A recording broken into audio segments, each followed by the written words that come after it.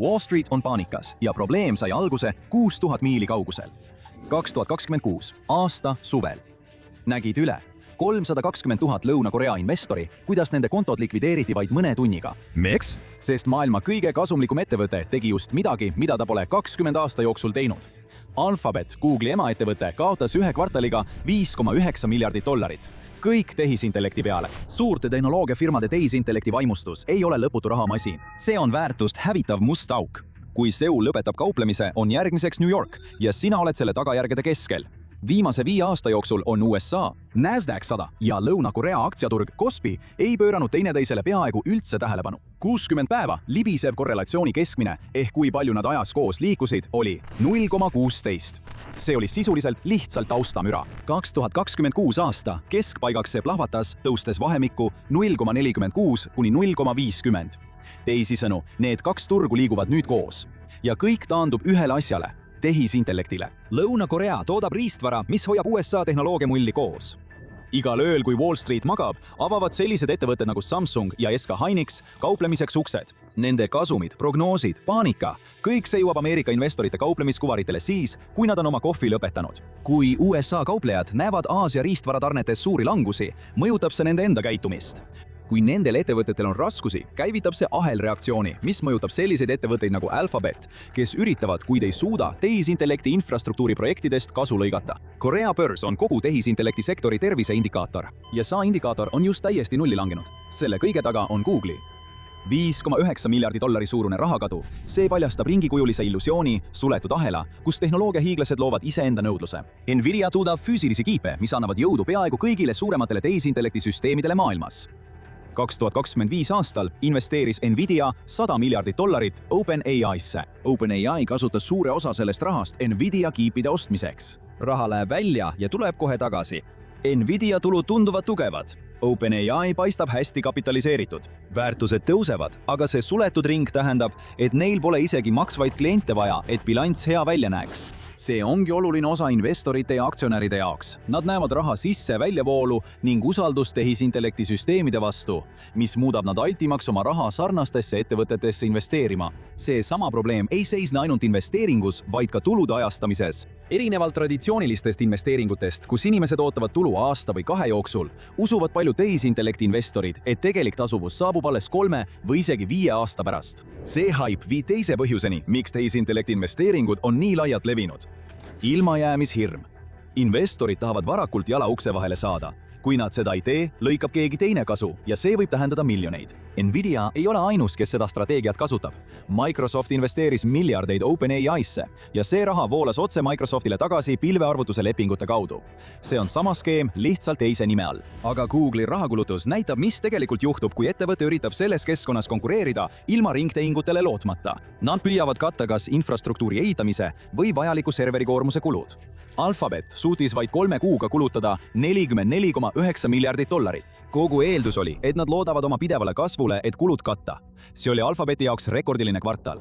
Tulud ulatusid $119,8 miljardit, kasvades 24%. Äritulu kasvas 30%. Nii et Google võttis need kasumid ja otsustas põletada miljardite kaupa raha. Alternatiiv oleks kaotada tehisintellekti võidujooks Microsoftile, Metale ja Amazonile, kes kõik kulutavad samuti tohutult tehisintellektile. See pole ainult üks ettevõte, kes teeb panuse tehisintellektile. Iga suurem tegija tehisintellekti võidujooksus kasutab mingit varjamisvõtet, et kulutada rohkem, kuid näidata aruannetes, nagu kulutataks vähem. Kui see end ära tasub, kiidetakse seda kui täiuslikku strateegiat, läbimõeldud riski, mis õigustas end. Aga samal ajal, kui kogu see raha kadus andmekeskustesse, arenes välja teine lugu, mis muutis olukorra Koreas palju hullemaks. Ilmus raport, et Shanghais asuv Hiina ettevõte arendab oma enda sügav ultraviolettlitograafia masinaid. Just neid seadmeid, mida kasutatakse tipptasemel pooljuhtide tootmiseks. Raporti kohaselt plaanib ettevõte ehitada 5 sellist masinat 2026 aastal ja veel 20 järgmisel aastal. Enamik komponente hangitakse koha pealt, vaid mõned üksikud osad tulevad endiselt Jaapanist. 2 nädalat hiljem nimetati ettevõtteks Shanghai Aishangna Electronic Technology Group, tuntud ka kui Aishangna, ning selgus, et see kuulub enamuses riigile. Uudis raputas turde. Olemasoleva tootmist monopoliseeris peaaegu täielikult ASML, mis asub Hollandis. See on nii sügav ultraviolett TUV kui ka ekstreem ultraviolett EUV litograafiamasinate peamine tarnija. Need on tööriistad, mis söövitavad vooluringid kiipidele nanomeetri täpsusega. Nendest kahest peetakse DUV tehnoloogiliselt vähem muljetavaldavaks, kuid see annab siiski häid tulemusi. Kuid ASML-il on keelatud müüa oma kõige arenenumaid EUV-süsteeme Hiinale. Isegi kui Aishang toodab kodumaal vähem arenenud versiooni, tähendab see, et Hiina vabaneb äkitselt ekspordikeelust, mis seni on piiranud tema tohutu tööstuspotentsiaali. Kui ilmus teade Aishangi olemasolust, langesid Samsung Electronicsi ja SK Hynixi aktsiahinnad üheainsa sessiooni jooksul enam kui 10%. Tokyo Electron ja TSMC langesid samuti ning hirm polnud sugugi abstraktne. Aastaid arvati, et intellektuaalomandi piirangud ja ekspordikontrollid hoiavad Hiinat vajaliku tipptasemel kiibitootmisseadmete osas aastate võrra maha. Analüütikud hindasid vaheks 7–10 aastat, kuid turg reageeris kohe võimalusele, et Hiina võib selle vahe palju kiiremini sulgeda, kui oodati. Aga sellel on ka teine külg, mis paneb juhte muretsema. Aastaid on Hiina ettevõtted pakkunud inseneride meelitamiseks Samsungist ja teistest Korea kiibitootjatest ahvatlevaid allkirjastamisboonuseid. Nad on importinud aastakümnete pikkust organisatsioonisisest oskusteavet ühe töötaja kaupa. Li Byung-chol, Suzhou instituudi teadur, on väitnud, et Samsungi ja SK Hynixi DRAM-tehnoloogia on juba Hiinasse lekkinud. Ta usub ka, et eraldi katse lekkida HBM-i pakendustehnoloogiat tabati enne, kui see välja jõudis. See on vaid pool probleemist.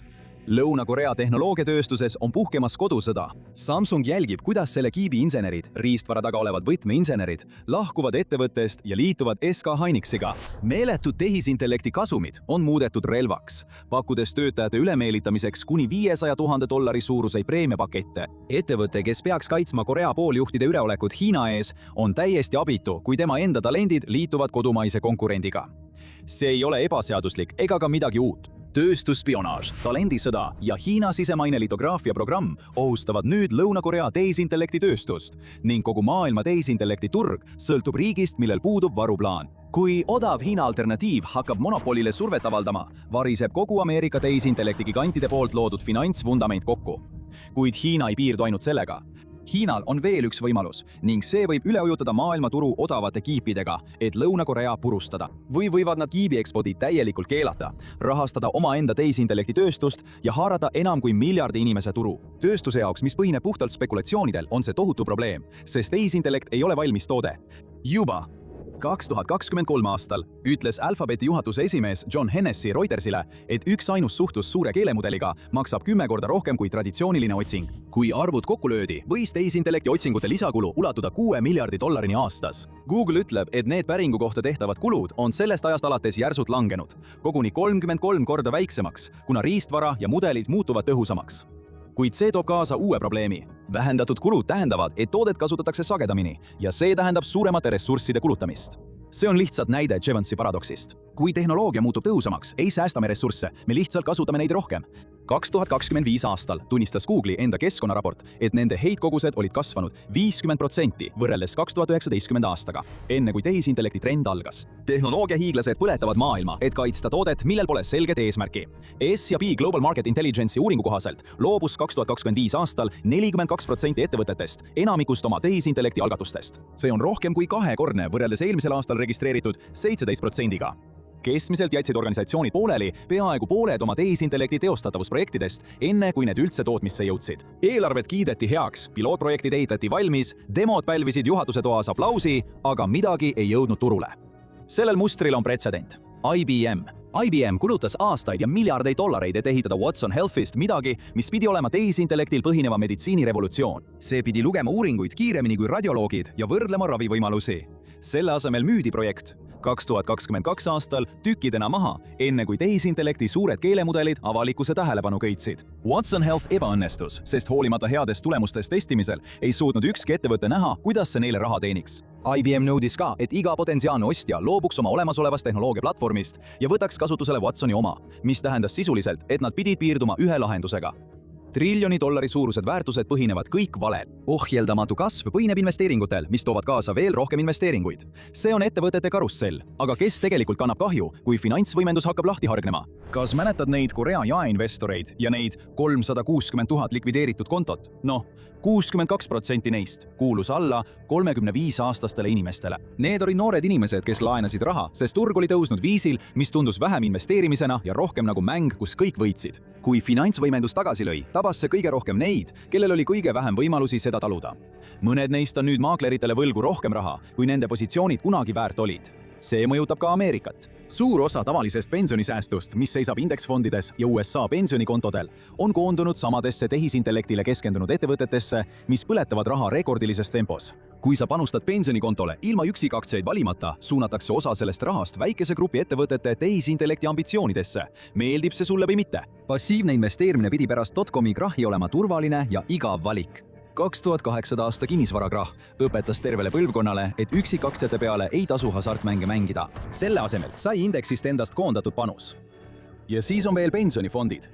Avaliku sektori pensionid, kontod, mis toetavad õpetajaid, omavalitsustöötajaid ja ametiühingute pensionäre, on suurendanud oma kokkupuudet nende samade tehisintellektile keskendunud indeksitega. Need on mõned kõige olulisemad ja samas kõige vähem nähtavad lõhed kogu selle panuse sees. Tehisintellekti kulutustest saadav kasu, kui see üldse kunagi täielikult realiseerub, läheb nendele ettevõtetele, kes panuseid teevad ja juhtidele, kellel on aktsiaoptsioonid. Kui panus läheb aga valesti, langevad kaotused nende inimeste peale, kellel polnud otsuses sõnaõigust ja kes kõige vähem suudavad seda lööki taluda. See on see osa, mis jäetakse iga kord tähelepanuta, kui lugu räägitakse aktsiasümbolite ja indeksipunktide kaudu. Krahh ei ole lihtsalt numbrid ekraanil, see on riski ülekandmine. See kandub üle neid, kes otsustasid riski võtta, neile, kes seda ei teinud.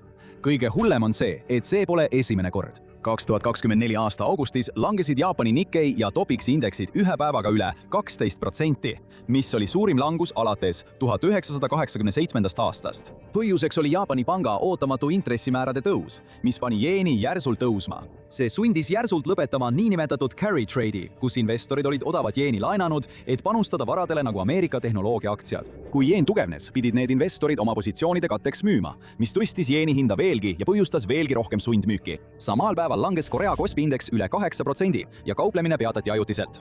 Kui minna ajas veelgi tagasi, 25 aastat tagasi, .com mulli juurde, muutub paralleel veelgi selgemaks. Selle mulli tipus moodustasid S ja P 500 indeksi, 20 suurimat ettevõtet.